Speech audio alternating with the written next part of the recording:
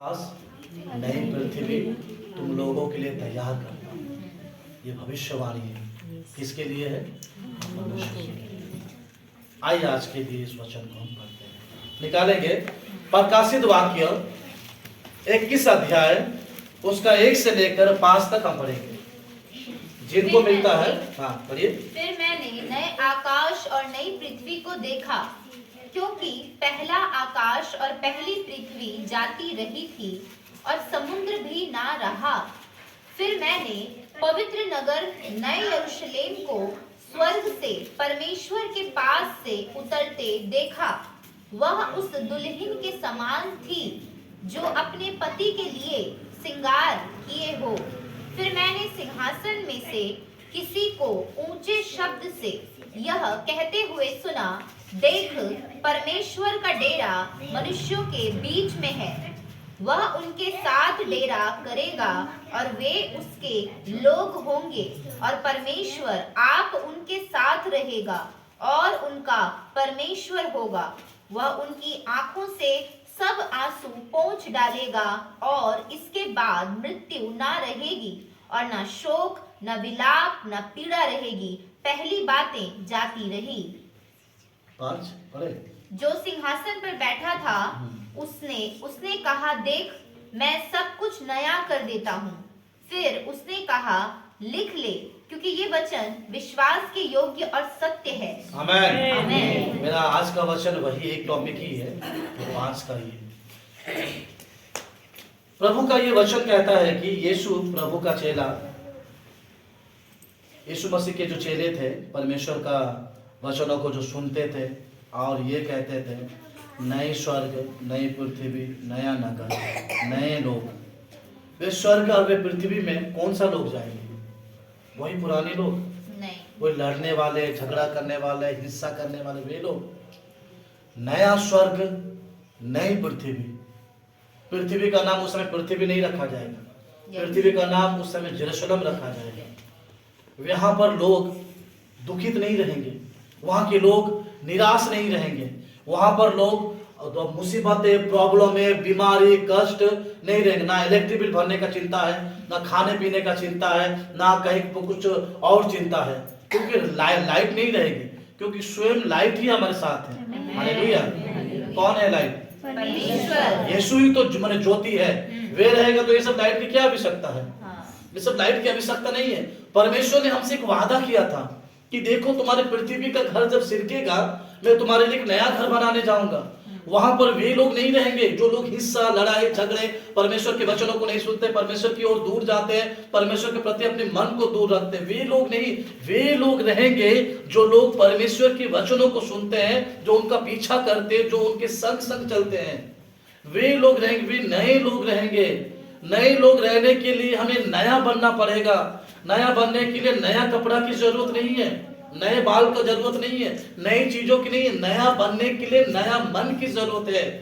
पुराने नियम में लोगों उस समय प्रचार किया जाता है कि परमेश्वर के पास आओ, परमेश्वर के पास आओ, लेकिन नए नियम में प्रचार अलग हो चुका है। आप पछतावा करो। नए नियम में यह प्रचार करता है कि मन को पहला बदलो, तब तुम्हें स्वर्ग राज्य मिलेगा। जब तक आप परिवर्तन नहीं होंगे, जब तक मन को नहीं बदलेंगे, स्वर्ग राज्य, नई पृथ्वी कभी देख नहीं पाएंगे। हम सबों की इच्छा है स्वर्ग जाने के लिए, है ना? हाँ। इच्छा नहीं है? हाँ। सब लोग चाहते हैं कि हम परमेश्वर को जाएंगे, क्योंकि हम इतना दुख, समस्या, प्रॉब्लम में सब चीज लड़ इसीलिए रहे कि हम एक दिन प्रभु के साथ रहेंगे, हालेलुया, है ना? आमेन। और वही जब हमें ना मिले तो हम क्या करें? व्यर्थ होगा सब। व्यर्थ है, कुछ नहीं है। हम कुछ बिस्किट का पैकेट जो होता है, सोचो कि बिस्किट का पैकेट है, मैं उसको लेकर जाता हूँ, मैं कहीं गिराऊंगा नहीं, क्योंकि इसमें कुछ है। हाँ। मैं खा लूंगा, खाने के बाद सब खाली कर पैकेट को क्या मैं पकड़ा रहूंगा? फेंक दूंगा। मैं देखूंगा भी नहीं कि मैं कहाँ फेंकूंगा, मैं जहां आता फेंक दूंगा। तो आप एक चीज में बने हुए हो, बंधे हुए हो, एक चीज में परमेश्वर में बने हुए हो। आप जब उसमें होने के बाद भी आप परमेश्वर में जब ना पहुंच पाएंगे, तो आप उस कचड़े की तरह, उस पैकेट की तरह जहां भी फेंका जाएगा। प्रभु का वचन यहाँ पर कहता है कि देख, मैं सब कुछ नया कर दूंगा। वे हमारे जीवन को नया करेगा, हमारे आत्मिकता को नया करेगा, और हमारा हर एक चीज को वो बदल देगा। देख, मैं सब कुछ नया करता हूँ। जब उसने हमसे कहा है कि नया करेगा, तो हम अपने आप में इतनी परेशानियां क्यों झेलते हैं? क्यों इन सारी चीजों में हम कहते हैं कि हमारे लिए कुछ भी नहीं होगा?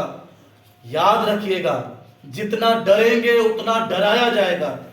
जितना परेशान होंगे शैतान आपको उतना ही परेशान करेगा। वे जानता है कि आप किन चीजों में कमजोर है। आप पर बार बार वही चीज ही फेंका जाएगा। पुरानी चीजों को याद करो। अरे मैंने पुरानी चीजों को छोड़ दिया, मैं क्यों याद करूं? आपको बार बार उसी डिप्रेशन परेशानियों में लेकर जाएगा। लेकिन आप जब यीशु में बैठेंगे तो आपको एक शांति मिलता है। देखो, पुरानी बातें बीत गई है। यीशु खुद कहता है, परमेश्वर का कलाम हमें सिखाता है कि मेरा पुराना विचार, पुरानी चीजें बीत गई है, प्रभु तो मुझे नया करता है। इस नया पृथ्वी, नया स्वर्ग में प्रभु अपने प्रेम करने वाले लोगों के लिए तैयार किया है। यहाँ हमारा घर ना होना, मैं तो कभी कभी कहता हूँ प्रभु तेरी मर्जी हो तो हम भाड़ा में ही अपना जीवन गुजार देंगे, लेकिन प्रभु वहां पर खुद का तो दे प्रभु। प्रभु यहाँ भाड़ा चलेगा प्रभु, लेकिन वहाँ भाड़ा मत रखना मुझे, क्योंकि हम लोगों को भाड़ा रखेगा तो कितना दिन, आज भाड़ा जाओ तुम्हारा असली घर नर्क है। नहीं प्रभु, मैं यहाँ भाड़ा चला दूंगा प्रभु, लेकिन प्रभु वहां पर तू मेरा खुद का करना प्रभु, क्योंकि तूने वादा किया है कि मैं तुम्हें अपने साथ रखूंगा। यही चीज बहुत दुख लगता है, जिसने वादा किया है हमसे, उसका वादा अधूरा नहीं है, उसका वादा कच्चा नहीं है। वे जब आपका प्रार्थना सुनकर किसी को चंगाई करता है, आपकी प्रार्थना सुनकर किसी को बदलता है, आपकी प्रार्थना सुनकर उसने अनेक काम भी करता है, तो आपको कैसे वो छोड़ सकता है? वो नहीं छोड़ेगा। उसने कहा है मैं नया पृथ्वी, नया स्वर्ग में तुम्हें लेकर जाऊंगा। ये नया पृथ्वी में, नए स्वर्ग में कौन लोग जाएंगे? सारे लोग क्या नहीं जा पाएंगे? हर एक पास्टर चाहता है, ये मैं नहीं, हर एक प्रभु का दास चाहता है कि उनके पूरे कलीसिया के लोग परमेश्वर के राज्य में प्रवेश हो। सोचो ऐसा हो, सोचो कि हम सब यहाँ से उठा लिए गए, परमेश्वर जगह के हिसाब से बुलाएंगे, कदम ताला के विश्वासी आ जाइए। सोचो ऐसा हो। कहाँ पर है? हाँ मैं यहाँ पर हूँ, ब्लेसिंग फेलोशिप का कदम ताला, हम सब यहीं पर। प्रभु कहे कि नीचे तो भर भर के लोग थे, कहाँ गए? मुझे पूछेगा, तू तो पूरे लोगों को लेकर जाने वाला था, कहाँ गए? नहीं प्रभु, आधे लोग नहीं आए। कितना दुख है। मैं एक शारीरिक होकर, मैं जब चाहता हूँ कि मेरे सारे लोग जितने प्रभु में बने हैं वे सब उसके पास बैठे रहे, तो जिसने आपको बनाया वो सोचो कितना ना सोचता है। प्रतिदिन आप शैतान से फाइट नहीं करते हैं, वे फाइट करता है। वे गर्व से कहता है कि ये मेरे लोग हैं। शैतान से कहता है, उसी तो शैतान हम पर इतना सारा समस्या देता है।